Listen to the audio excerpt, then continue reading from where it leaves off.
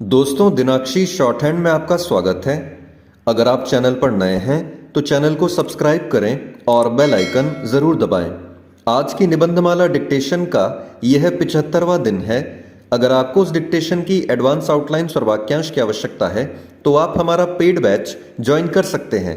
हमारे paid batch को join करने के लिए आप डिस्क्रिप्शन बॉक्स में दिए गए मोबाइल नंबर पर व्हाट्सएप कर सकते हैं। तो चलिए डिक्टेशन को स्टार्ट करते हैं। डिक्टेशन 5 सेकंड बाद स्टार्ट होगी। Ready, start. मदन मोहन मालवीय उन महान विभूतियों में से एक हैं जिन्होंने राष्ट्र निर्माण का सपना देखा और उसे मूर्त रूप प्रदान किया। वे एक पत्रकार, वकील, समाज सुधारक, भारतीय संस्कृति के रक्षक और राष्ट्रवाद के प्रबल समर्थक थे। वे भारत के पहले और अंतिम व्यक्ति थे जिन्हें महामना की सम्मानजनक उपाधि से विभूषित किया गया। महात्मा गांधी ने इन्हें भारत निर्माता की संज्ञा दी तो जवाहरलाल नेहरू ने एक ऐसी महान आत्मा कहा जिन्होंने आधुनिक भारतीय राष्ट्रीयता की नींव रखी। मदन मोहन मालवीय का जन्म 25 दिसंबर 1861 को इलाहाबाद में हुआ था। इनके पिता का नाम पंडित बृजनाथ और माता का नाम श्रीमती भूना देवी था। मूल रूप से इनके पूर्वज मालवा प्रांत के निवासी थे, इसीलिए इन्हें मालवीय कहा जाता था। एक धार्मिक परिवार में पले बढ़े मदन मोहन मालवीय को धार्मिक संस्कार विरासत में मिले थे। अपने पिता और दादा की तरह मालवीय जी भी धार्मिक प्रचार करने के इच्छुक थे, परंतु परिस्थितियों के दबाव के चलते उन्हें अध्यापन में आना पड़ा। परंतु धार्मिक संस्कारों ने इनके भावी व्यक्तित्व को प्रभावित अवश्य किया।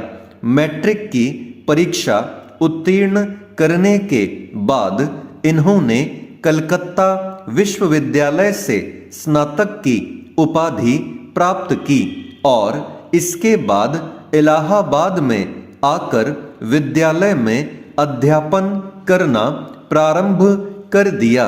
अपने व्यवहार और पढ़ाने की विशेष शैली के कारण मालवीय जी अपने विद्यार्थियों के बीच बहुत लोकप्रिय थे, लेकिन असाधारण प्रतिभा के धनी पंडित मदन मोहन मालवीय जी का कार्यक्षेत्र केवल अध्ययन अध्यापन तक सीमित नहीं था।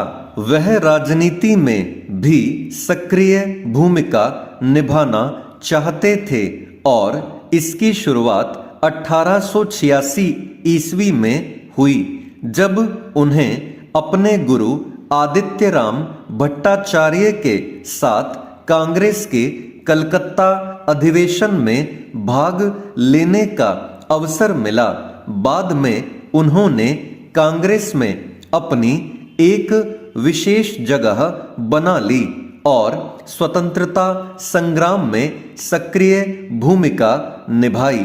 महामना 4 बार कांग्रेस के अध्यक्ष क्रमशः वर्ष 1909, 1918, 1932 तथा 1933 में रहे।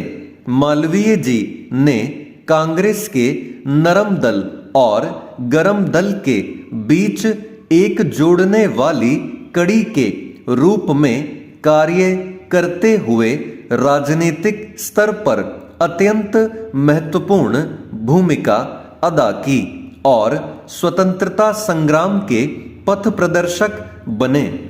महामना मालवीय जी का योगदान केवल अध्यापन और राजनीति तक ही सीमित नहीं है। स्वभाव से शालीन, विनम्र, उदारचित्त और सादा जीवन व्यतीत करने वाले मालवीय जी की पहचान एक सफल शिक्षाविद, पत्रकार, संपादक, समाज सुधारक, वकील और एक कुशल वक्ता की भी है।